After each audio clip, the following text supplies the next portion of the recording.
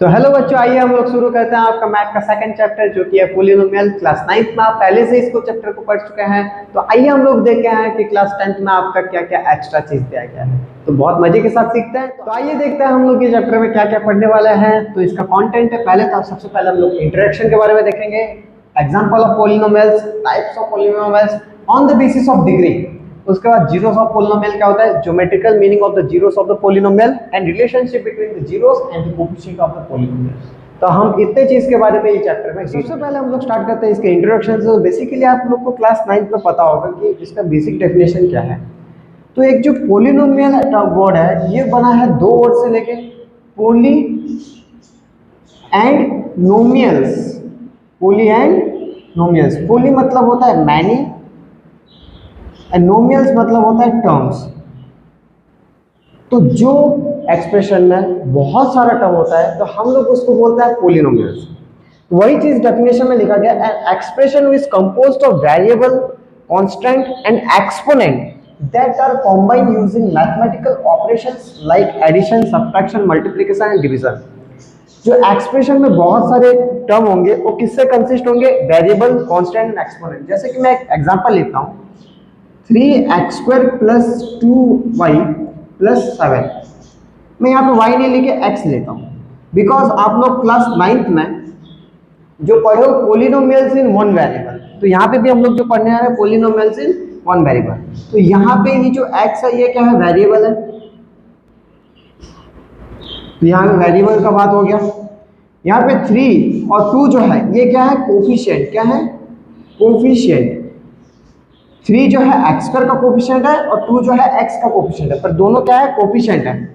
7 जो है यहाँ पे क्या है, कांस्टेंट टर्म है, कांस्टेंट। एंड यहाँ पे 2 जो है ये है उसका एक्सपोनेंट। तो हम इसको पॉलिनोमियल्स बोल सकते हैं, ऐसा टर्म्स को हम लोग बोल सकते हैं पॉलिनोमियल्स। और एक एग्जांपल देता हूँ, जैसे कि 5y² + 7 + 7y³ + 9y⁴ + 6। तो यहाँ पे y का पावर 2 है, y का पावर 3 है, y का पावर 4 है। तो यहाँ पे उसका एक्सपोनेंट 2, 3 एंड 4 है। 5, 7 and 9 are the coefficients, y is the variable and 6 is the constant term. तो जिसमें भी ऐसा हो तो हम उसको क्या बोलेंगे, पॉलिनोमियल्स बोलेंगे। हम लोग देखते हैं types of polynomial based on degree. तो इसको बताने से पहले मैं आपको डिग्री के बारे में बता देता हूँ, आपको पहले ही पता होगा और कुछ आइडिया देता हूँ, रिवाइज करता हूँ। तो डिग्री होता क्या है, highest power of an expression is known as its degree। Highest power को डिग्री बोला जाता है। जैसे कि मैं आपको एग्जांपल लेके समझाता हूं तो आपको ज्यादा समझ में आएगा। 8x² + 4x³ + 7x⁴ + 9। तो ये एक एक्सप्रेशन है, एक पॉलिनोमियल है। तो यहाँ पे x का पावर 2 है, यहाँ पे x का पावर 3 है और x का पावर 4 है। तो इन सब में से x का हाईएस्ट पावर कौन सा है, 4 है। तो यहाँ पे हम लोग बोलेंगे इसका डिग्री क्या है, 4। तो अगर मैं बोलूँ 7x² + 9, यहाँ पे एक ही तो वेरिएबल है x और उसी का हाईएस्ट पावर कितना, 2 ही है। x को छोड़ के यहाँ पे और कुछ वेरिएबल है नहीं, तो इसका डिग्री हो जाएगा 2। अगर मैं एक कांस्टेंट पॉलिनोमियल का बात करूं, कांस्टेंट मतलब कोई भी नंबर, अगर मैं सिंपल बोलता हूं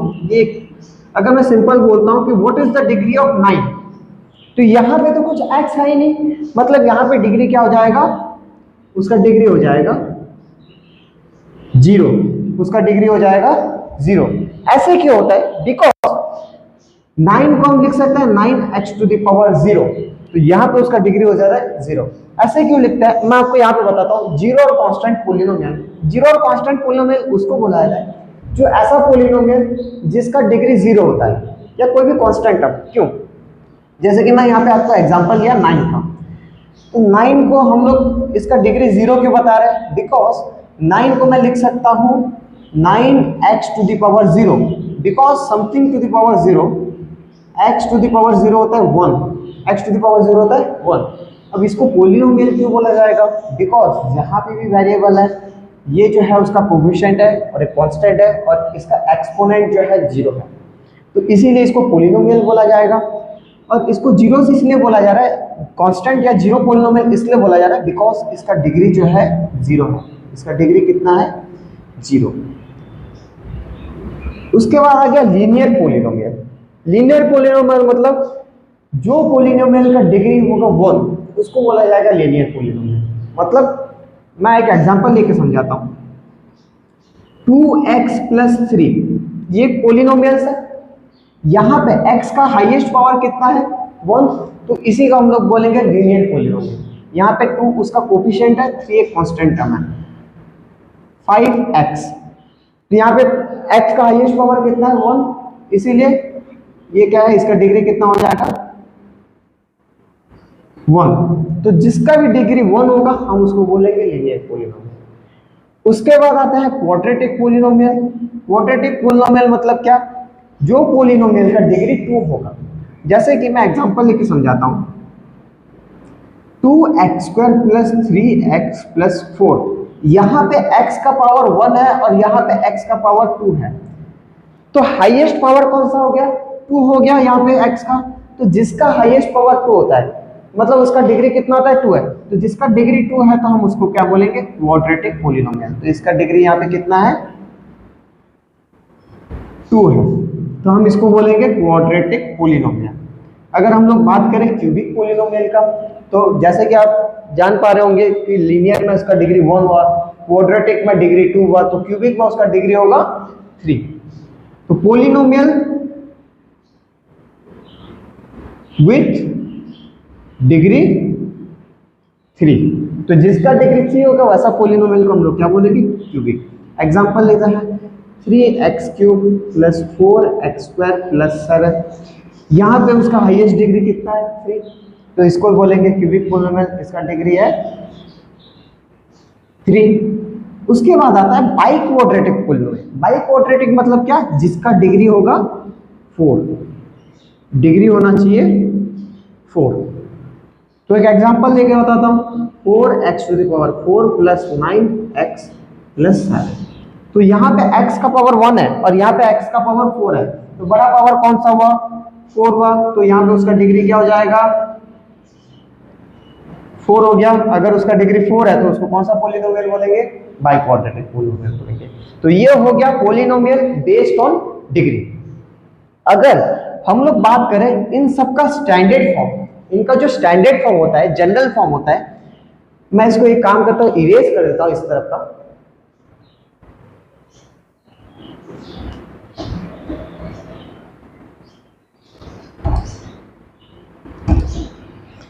उसका जो जनरल फॉर्म होता है या स्टैंडर्ड फॉर्म होता है, ये सबका हम लोग अगर देखें तो जीरोस पॉलिनोमियल का कोई भी वेरिएबल a, कोई भी, ये a जो है कोई भी रियल नंबर हो सकता है, ये a जो है कोई भी रियल नंबर हो सकता है। लीनियर पॉलिनोमियल का अगर स्टैंडर्ड फॉर्म का बात किया जाए, ax + b where a is not equals to 0। a is not equals to 0 क्यों हुआ? अगर हम a को 0 कर देते हैं तो x भी 0 हो जाएगा। अगर x रहा ही नहीं तो उसका डिग्री रहेगा फिर। क्वाड्रेटिक पॉलिनोमियल का ax² + bx + c where a is not equals to 0। यहाँ पे b और c 0 होने से चलेगा, पर यहाँ पे a 0 नहीं होना चाहिए इस केस में, बिकॉज अगर a 0 हो जाता है तो x² वाला टर्म भी क्या हो जाएगा? 0 हो जाएगा। क्यूबिक पॉलिनोमियल का अगर एग्जांपल स्टैंडर्ड फॉर्म देखा जाए तो ax³ + bx² + cx + d where a is not equals to 0। वैसे आप बाई क्वाड्रेटिक का भी लिख सकता है, क्या होगा? ax⁴ + bx³ + cx² + dx + e, a is not equals to 0। तो आप देख सकते हैं कि यहाँ पे जो जितना उसका डिग्री है उससे एक ज्यादा टर्म है। यहाँ पे लीनियर पॉलिनोमियल था, उसका डिग्री 1 था, पर यहाँ पे कितना टर्म है? 2 टर्म। क्वाड्रेटिक में कितना टर्म है?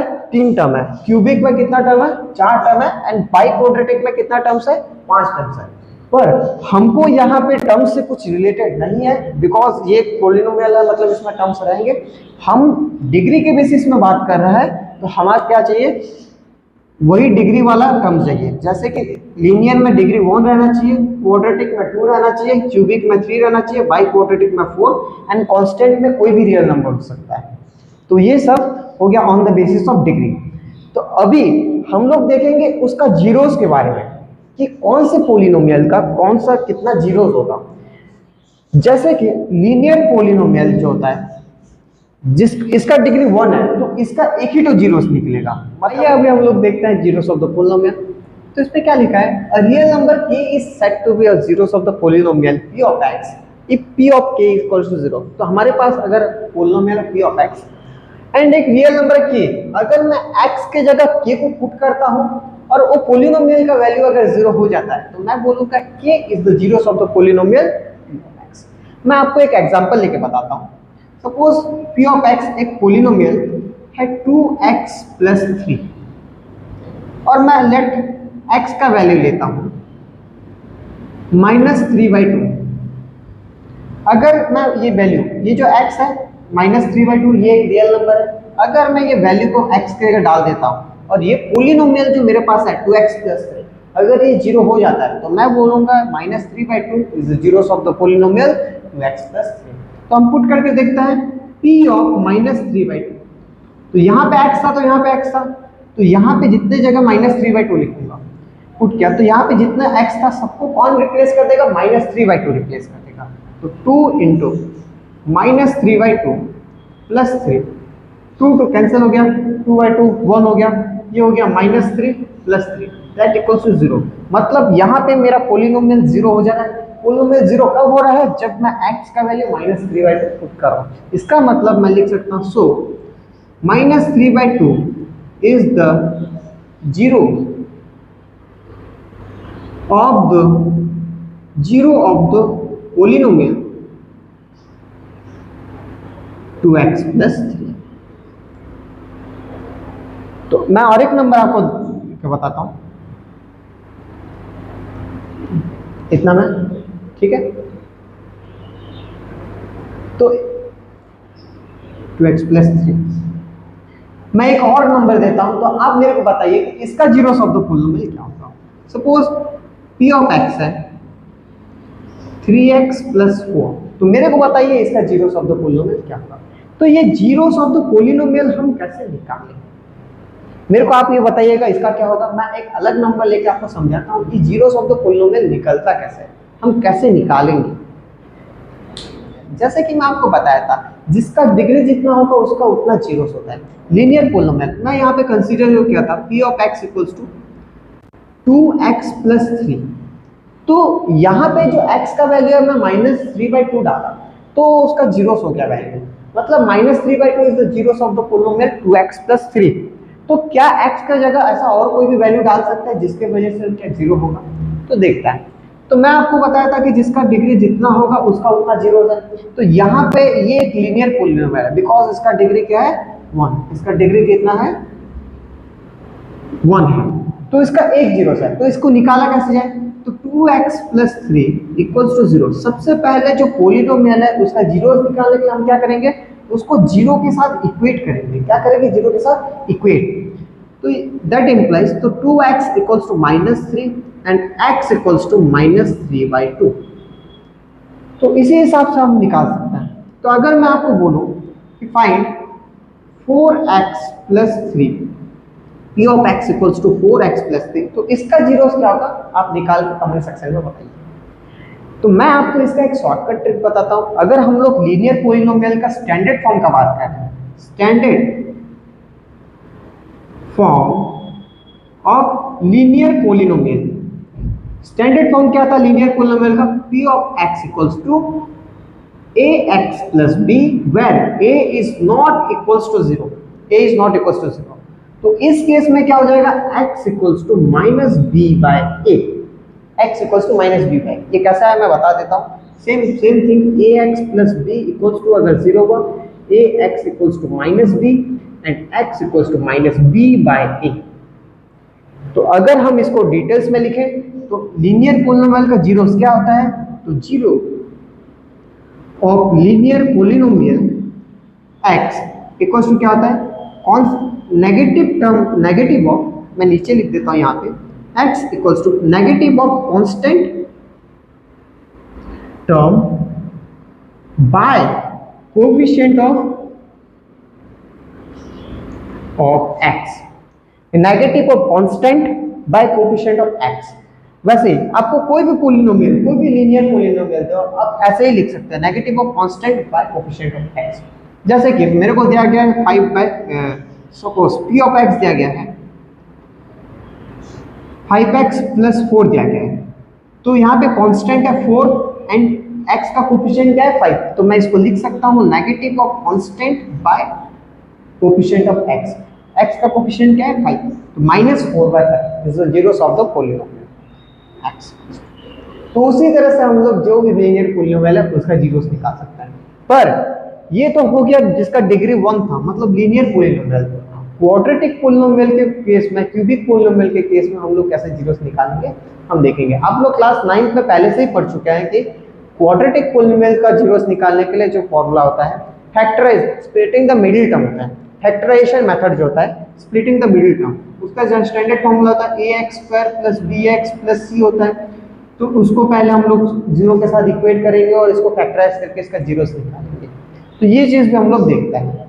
तो सपोज मेरे को कोई पॉलिनोमियल दिया गया p of x equals to एक quadratic polynomial 2x² + 7x + 3, 2x² + 7x + 3।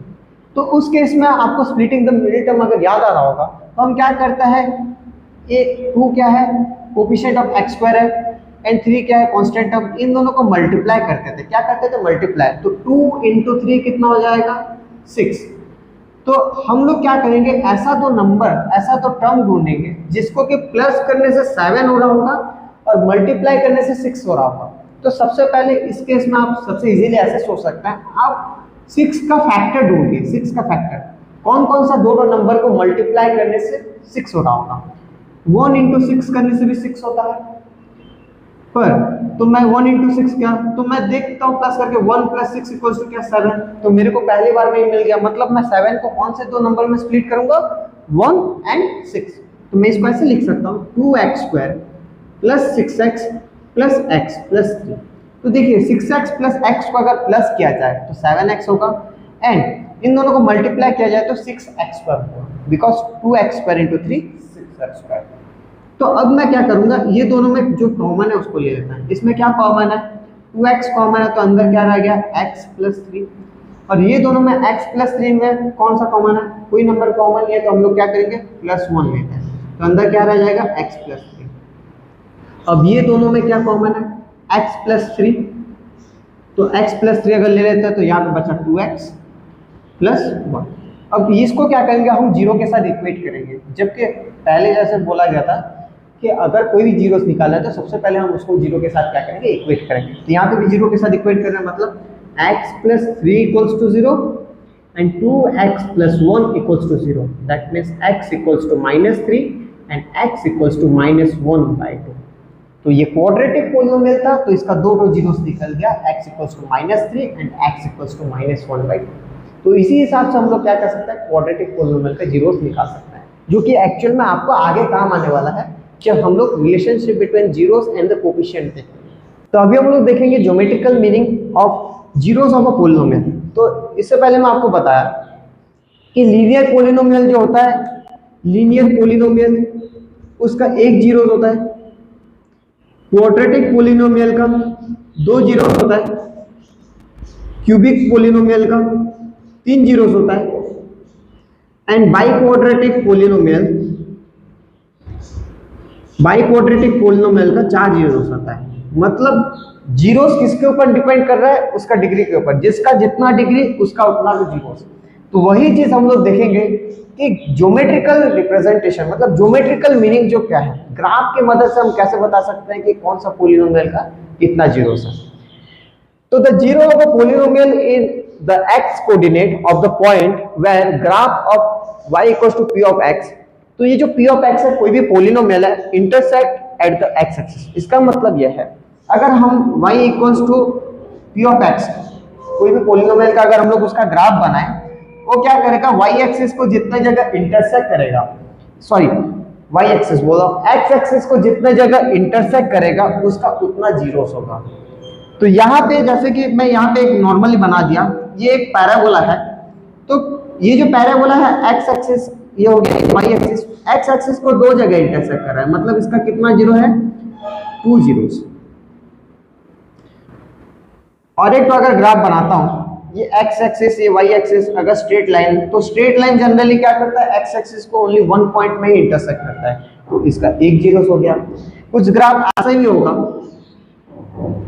तो ये एक्स एक्सिस को 1 2 3 जगह इंटरसेक्ट कर रहा है, तो इसका 3 जीरो होगा। तो ये एक्चुअल में एक्स एक्सिस को इंटरसेक्ट करने से जीरो कैसे हो रहा है, वाई एक्सिस को इंटरसेक्ट करने से जीरो क्यों नहीं हो रहा है, वो चीज आइए समझते हैं। अगर हम लोग बात करें p ऑफ x, जैसे कि यहाँ पे लिखा हूं, in linear polynomial y equals to ax plus b when a is not equals to 0 intersect x axis at only one point. हमको पता है लीनियर पोलिनोमियल का एक ही जीरोस होता है, मतलब अगर हम लोग लीनियर पोलिनोमियल का ग्राफ बनाए तो इसका स्ट्रेट लाइन आएगा और ये x एक्सिस को खाली एक ही जगह इंटरसेक्ट करेगा, मतलब उसका एक जीरोस है। तो p of x equals to यहाँ पे जैसे दिया गया y equals to p of x equals to क्या है, ax प्लस b है, ax प्लस b है, ठीक है। तो लेट मैं इसको क्या कंसीडर करता हूँ, y equals to ax plus b consider करता हूँ, y equals to ax plus b, मतलब हम लोग इसका जो p of x equals to ax plus b है, हम इसका जीरोस ऑफ पोलिनोमियल किसको बोलते थे, मतलब x का ऐसा कोई भी वैल्यू के लिए जो कि ये पोलिनोमियल क्या हो जाता था, जीरो हो जाता, क्या हो जाता था, जीरो हो जाता था, तो उसी वैल्यू को हम लोग क्या बोलते थे, जीरोस ऑफ द पोलिनोमियल। वैसे ही यहाँ पे भी सेम चीज, ऐसा x का कौन सा वैल्यू के लिए ये y एक्सिस क्या हो जाएगा, जीरो हो जाएगा, y एक्सिस क्या हो जाएगा, जीरो।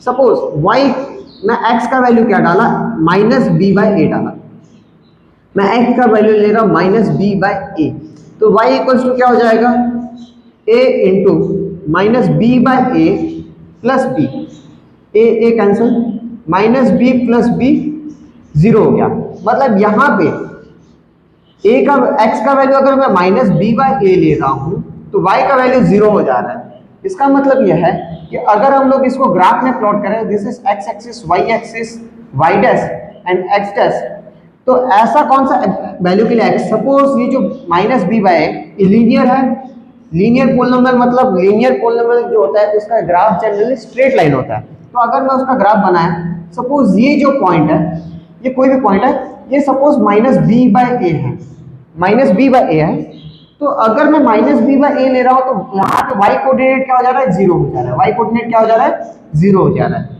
मतलब हम लोग बोलेंगे कि ये x एक्सिस को एक जगह में इंटरसेक्ट किया है, अगर एक जगह इंटरसेक्ट किया है उसका मतलब क्या है, इसका एक ही रूप है। वैसे ही आप लोग को पता होगा, क्लास 9th में आप लोग पढ़े होंगे, ये x axis, y axis, x dash and y dash जो क्वाड्रेटिक पोलिनोमियल होता है, p of x equals to ax square plus bx plus c, quadratic polynomial का जो ग्राफ बनाया जाता है जनरली क्या होता है, पैराबोला होता है। क्या होता है, पैराबोला। आप लोग क्लास 9th का पैराबोला के बारे में पढ़े हो। तो पैराबोला जो होता है ये x एक्सिस को कितने जगह इंटरसेक्ट कर रहा है, दो जगह। तो हम लोग बोल सकते हैं इसका दो जीरोस है, लेट उसका एक जीरोस है x1 और एक जीरोस है x2। तो अगर a0 का कोऑर्डिनेट निकाला जाए, मतलब जहां पे x एक्सिस को इंटरसेक्ट कर रहा है, तो ये हो सकता है x1 0, बिकॉज अगर x1 का वैल्यू डाल दें तो y एक्सिस क्या हो जा रहा है, जीरो हो जा रहा है। तो मैं इसको ऐसे कंसीडर करता हूँ, y equals to ax square plus bx plus c, मतलब x1 अगर डालना हो तो y एक्सिस जीरो हो जा रहा है। यहाँ पे x2 का वैल्यू भी अगर डाल रहा हूँ, यहाँ पे अगर x2 का वैल्यू भी डाल रहा हूँ, तो ये क्या हो जा रहा है, y जीरो, मतलब x1 भी उसका एक जीरोस है एंड x2 भी उसका एक जीरोस है, तो ये कोऑर्डिनेट हो जाएगा x2, 0। इसीलिए ओनली x एक्सिस को इंटरसेक्ट करने से ही हम लोग बोल रहे हैं कि उसका जीरोस उतना होगा, y एक्सिस से हमको कुछ लेन देन अभी नहीं है। तो हम कोई भी ग्राफ को देख के इजीली बता सकते हैं कि किसका कितना जीरोस होगा। अगर हमको ग्राफ दिया गया ऐसे, तो यहाँ पे ये जो ग्राफ है ये x एक्सिस को कितने जगह इंटरसेक्ट कर रहा है, 1 2 3। इसका मतलब यह है कि ये x एक्सिस को जो 3 जगह इंटरसेक्ट कर रहा है, इसका कितना जीरोस होगा, 3 जीरोस होगा। अगर कुछ कुछ ग्राफ ऐसे भी होता है, ऐसे दिया गया है, इसका कितना जीरोस होगा, ये तो x एक्सिस को इंटरसेक्ट ही नहीं कर रहा है, मतलब इसका नो जीरो। इसका जीरो है ही नहीं। अगर मैं इधर बना लेता हूं और एक ग्राफ, ये एक्स एक्सिस को कितने जगह इंटरसेक्ट कर रहा है, 1 2 3 एंड 4। तो यहां पे फिलहाल 4 जगह इंटरसेक्ट कर रहा है, मतलब इसका 4 जीरोस है। तो हम इसी हिसाब से बोल सकते हैं कि कोई भी ग्राफ जो है एक्स एक्सिस को जितने जगह इंटरसेक्ट करेगा उसका उतना जीरोस होगा। तो आइए अभी हम लोग देखते हैं, हम लोग का जो लास्ट टॉपिक है relationship between zeros and coefficient of the polynomial.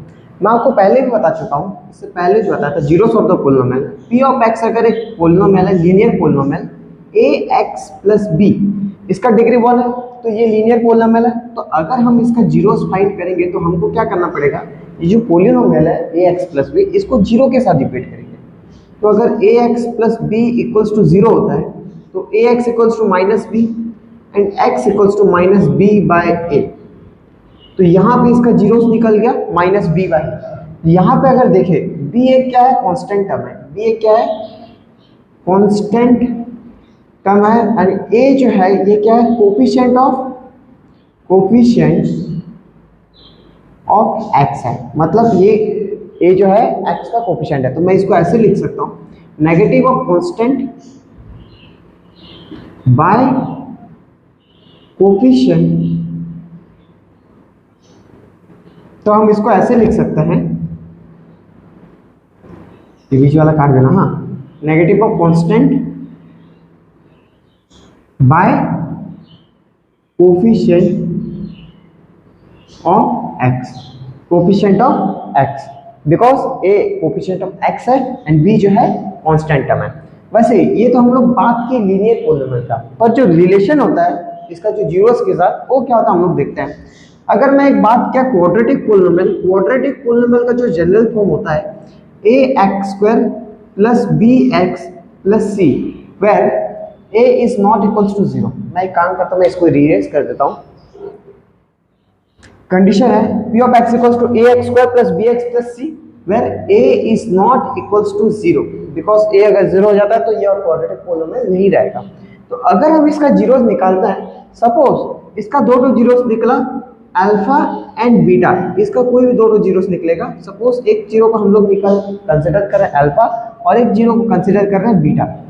तो इनका जो रिलेशन होता है alpha plus beta equals to minus b by a, that means negative of coefficient of x, because ये जो b है ये क्या है, x का कोफिशिएंट है, divided by coefficient of x square minus b by negative of coefficient of x bye coefficient of x square. ये alpha plus beta, मतलब जो दो जीरोस निकलेगा उसको अगर प्लस करें, इसको बोला जाता है sum of zeros. Sum of zeros alpha plus beta equals to minus B by, जिसको बोला जाए minus of negative of coefficient of X by coefficient of x square. पर प्रोडक्ट ऑफ जीरोस, प्रोडक्ट मतलब तो जो दो जीरोस निकल रहेगा अगर उसको मल्टीप्लाई करें, प्रोडक्ट ऑफ जीरोस क्या हो जाएगा, अल्फा बीटा, मतलब जो दो जीरोस है उसको हम लोग क्या कर रहे हैं, मल्टीप्लाई कर रहे हैं, तो क्या हो जाएगा, उसका फॉर्मूला होता है c बाय ए। यहाँ पे c क्या है, एक कांस्टेंट टर्म है, तो मैं लिखूंगा constant by a coefficient of x square, coefficient of x square. तो ये उसका रिलेशन होता है, दो जीरो निकलेगा अल्फा एंड बीटा, उनको अगर सम करेंगे, सम ऑफ जीरोस होता है minus B by and product of zeros होता है सी बाय। तो ये उनका रिलेशन होता है। मैं एक क्वेश्चन लेके आपको समझाता हूँ तो आपको ज़्यादा बेटर समझ में आएगा। इसको एक बार स्क्रीनशॉट ले लीजिए।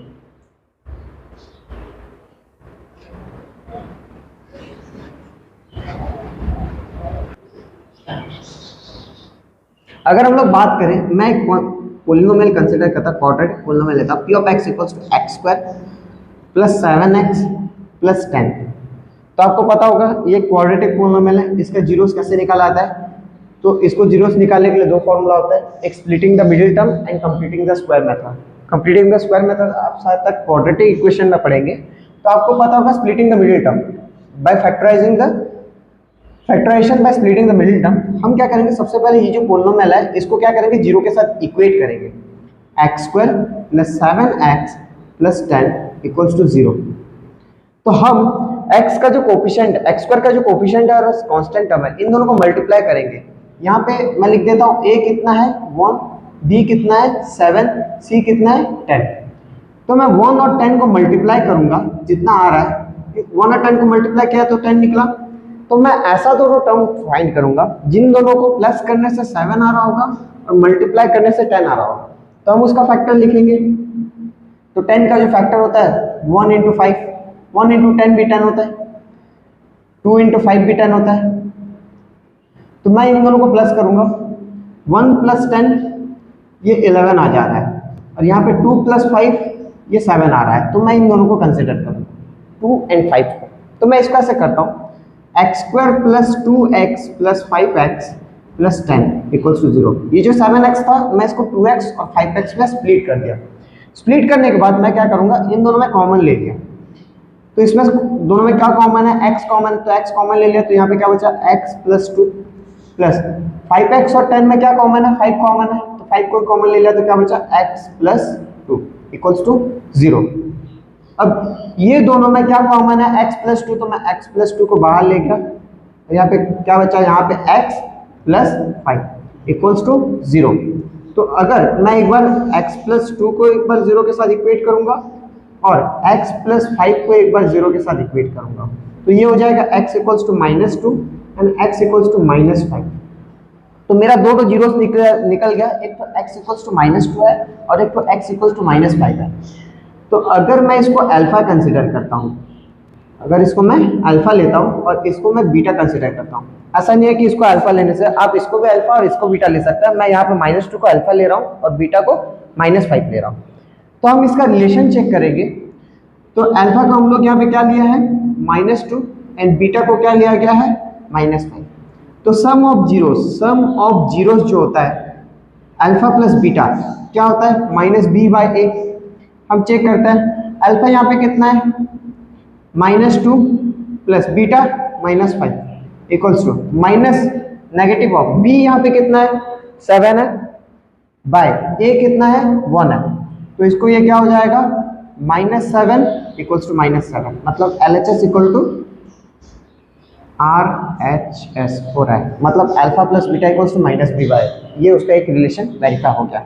वैसे ही जो प्रोडक्ट ऑफ जीरोस होता है, प्रोडक्ट ऑफ जीरोस क्या होता है, alpha beta equals to c/a होता है।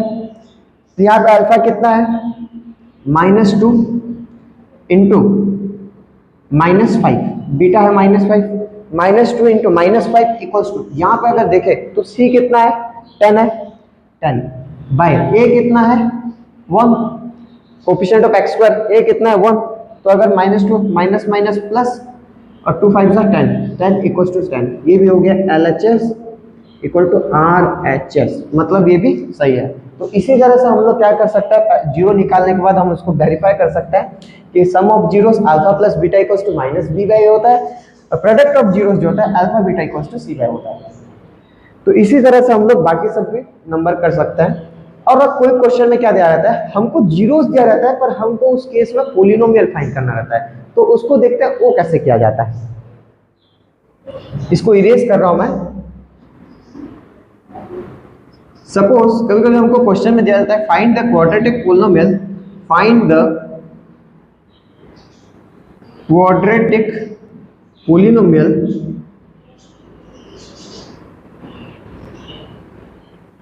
whose zeros are 2 and 3, जिसका जीरोस क्या है, 2 and 3। तो यहाँ पे हम अल्फा लेंगे 2 को एंड बीटा कंसिडर करेंगे 3 को। अल्फा हम लोग कंसिडर किए 2 को, बीटा कंसिडर, आप 3 को भी अल्फा कंसिडर कर सकते हो और 2 को भी बीटा कंसिडर कर सकते हो, ऐसा कुछ नहीं है। तो जो क्वाड्रेटिक पोलिनोमियल निकालने का फॉर्मूला होता है वो होता है x square minus alpha plus beta x plus alpha beta. X square minus alpha plus beta x plus alpha beta होता है। तो हम लोग बस कुछ नहीं, सबसे पहले हम लोग क्या निकालेंगे, अल्फा प्लस बीटा निकालेंगे। अल्फा प्लस बीटा क्या होता है, 2 + 3 5 हो गया। और अल्फा बीटा क्या होता है 2 इंटू 3 दैट्स इक्वल्स टू 6 हो गया। तो मैं यहाँ पे बस वैल्यू पुट कर दूंगा एक्स स्क्वायर माइनस यहाँ पे कितना निकला 5x प्लस 6। तो हम लोग का जो लिक्विड पोलिनोमियल था वो निकल गया x square minus 5x plus 6 equals to 0 लिख देता हूँ। आप जब भी करोगे इक्वल्स टू 0 कीजिएगा, बिकॉज जब भी हम लोग क्या करते हैं जीरोस निकालते हैं तो पोलिनोमियल को 0 के साथ इक्वेट करता है। तो ये हम लोग का ओरिजिनल पोलिनोमियल हो गया p of x equals to x square minus 5x plus 6। वैसे ही हमको यहाँ पे दिया गया था जीरोस दिया गया था, कभी कभी क्वेश्चन में डायरेक्ट दिया रहता है sum of zeros and product of zeros. तो उस केस में कैसे करेंगे, मैं इसको इरेज कर देता हूँ। तो कभी कभी क्वेश्चन में ऐसे ही बोला रहता है find the quadratic polynomial whose sum of zeros and product of zeros are 4 and 1 respectively। मतलब हमको यहाँ पे क्या दिया गया है, एक पोलिनोमियल हमको निकालना है जिसका sum of zeros and product of zeros हमको दे दिया गया है। सम ऑफ जीरोस मतलब मैं अभी आपको बताया था, सम ऑफ जीरोस मतलब अल्फा प्लस बीटा हमको कितना दिया गया है 4, एंड प्रोडक्ट ऑफ जीरोस जो है प्रोडक्ट ऑफ जीरोस जो है अल्फा बीटा इक्वल्स टू क्या है 1। तो इससे पहले जो क्वेश्चन था वो खाली हमको जीरोस दिया गया था, मतलब अल्फा और बीटा दिया गया था, तब हमको क्या करना पड़ता था अल्फा प्लस बीटा निकालना पड़ता था एंड अल्फा बीटा निकालना पड़ता था। पर इस केस में क्या है अल्फा प्लस बीटा पहले से दे दिया गया है और अल्फा बीटा भी दे दिया गया है। तो हमको फॉर्मूला पता है, यहाँ पे जो जीरोस दिया गया है sum of zeros alpha plus beta equals to 4 दे दिया गया है, प्रोडक्ट ऑफ जीरोस जो अल्फा बीटा इक्वल्स टू 1 दे दिया गया है। तो हम लोग क्या करेंगे उस फॉर्मूला में डालेंगे x square minus alpha plus beta x plus alpha beta. तो हम लोग बस इसमें वैल्यू डालेंगे x square minus alpha plus beta का वैल्यू 4 दिया गया है 4x प्लस अल्फा बीटा 1। तो this is our required polynomial p of x equals to x square minus 4x plus 1। तो इसी हिसाब से हम लोग क्या कर सकते हैं, कोई अगर हमको सम ऑफ जीरोस या प्रोडक्ट ऑफ जीरोस दिया तो हम लोग पोलिनोमियल फाइंड कर सकता है, या खाली भी जीरोस दिया है तो सबसे पहले हम लोग सम ऑफ जीरोस फिर प्रोडक्ट ऑफ जीरोस निकाल के हम लोग निकाल सकते हैं। आशा करता हूँ आपको ये वीडियो समझ में आया होगा। तो हम लोग मिलते हैं नेक्स्ट वीडियो में।